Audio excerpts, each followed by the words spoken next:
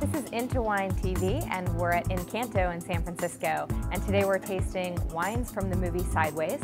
This is the 2006 Fess Parker Ashley's Vineyard Pinot Noir. Retails for $49.99.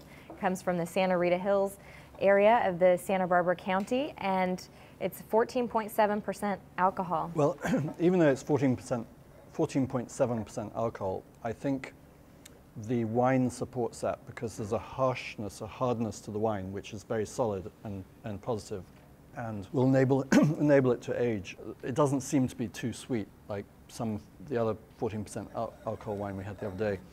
I agree with that. I mean, the wine definitely has ripeness of fruit, but for a wine with that alcohol content, it seems really well balanced. The only detracting thing for me on this wine is I get just a slight note of rubberiness somewhere in the back, maybe on the back palate. I think it's reduced. Palate, yes. Yeah, there's a good amount of tannins too, which is surprising, I think, for a Pinot. And I think that slight rubbery note is not really allowing the fruit to come up out into the glass as much as it could. Of course, that may blow off within 15-20 minutes in the glass.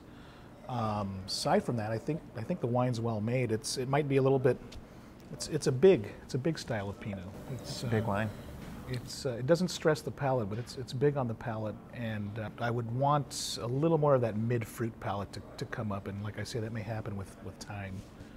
And the theme of this these selection of wines is wines from Sideways, and of course, in the film, this winery was called Frass Canyon, and this is the wonderful scene in the winery where the guy drinks out of a dunk bag. So can you show us how that's done? Yeah. But I think more interesting about this vineyard is that Fess Parker, a little bit of trivia here, played Daniel Boone as well as Davy Crockett in the 50s and 60s films.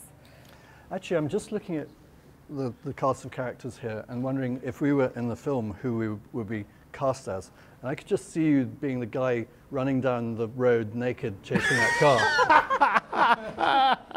I wouldn't be the guy in that scene that was getting a little bit ticked off then, right? I'd be the other guy running away. Huh? You'd be the one who'd been. You were the funny one. I was a funny one. Okay, the guy that gets beat up with the motorcycle helmet. What do you think of this one, Loren?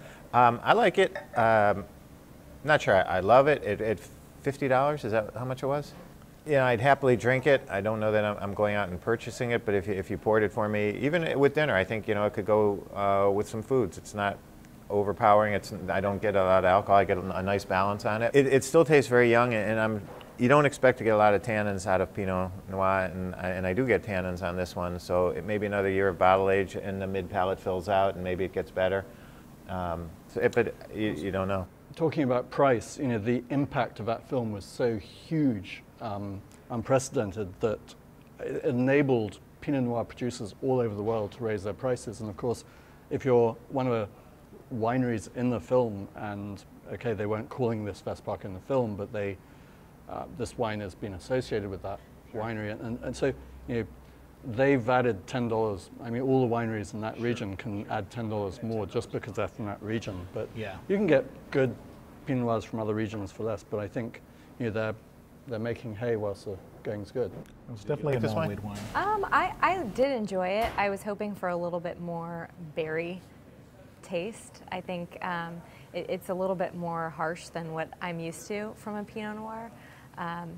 Yeah, and that harshness is what, to me, it makes it such a serious wine, because it doesn't have just the fruit. It's got more substance. Overall, I think it's a nice wine, and definitely has a great story behind it as well. This has been the 2006 Fess Parker Ashley's Vineyard, Ashley's his daughter, by the way, Pinot Noir. Retails for $49.99.